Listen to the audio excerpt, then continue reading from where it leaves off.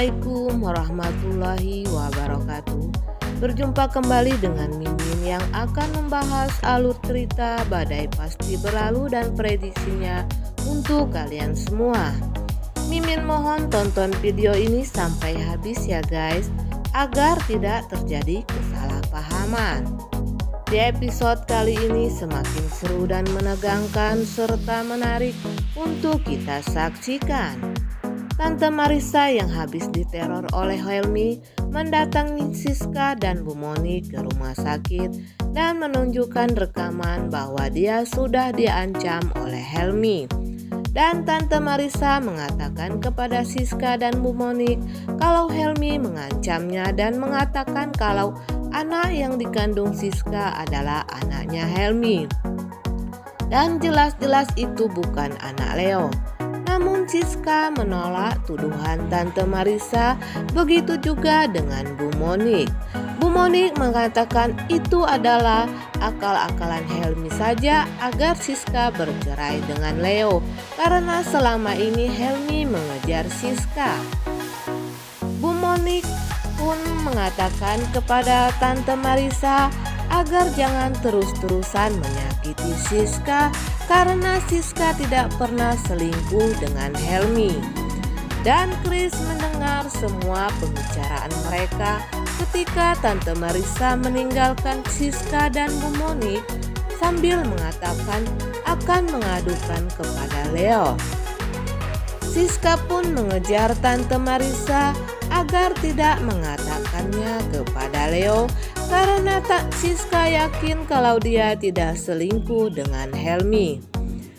Chris yang melihat Siska mengejar Tante Marissa menghalangi Siska agar tidak mengejar Tante Marissa karena itu akan sia-sia saja.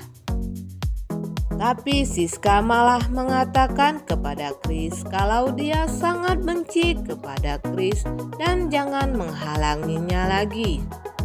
Siska pun kembali mengejar Tante Marissa, namun Siska ketinggalan jejak Tante Marissa karena dihalangi oleh Chris tadi.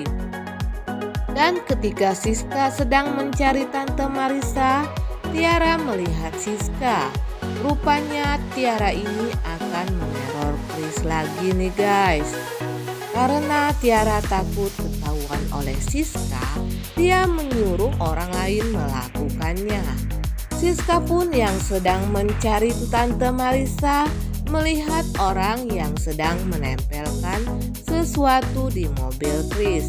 Dan Siska langsung menghampiri orang tersebut serta menanyakan kamu sedang apa.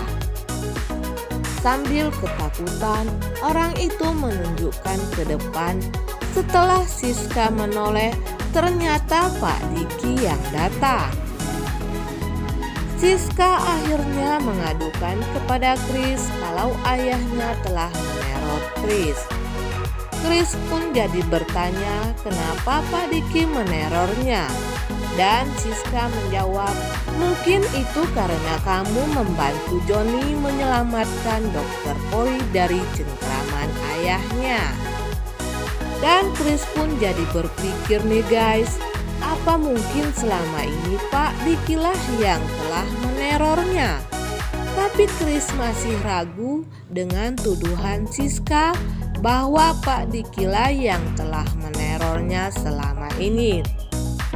Yang kemungkinan akan terjadi selanjutnya, Chris masih akan tetap menyelidiki siapa yang telah menerornya selama ini.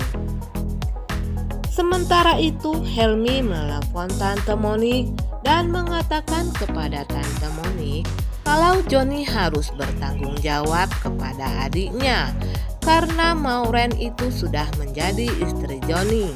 Kalau tidak, Johnny akan berurusan dengan dirinya.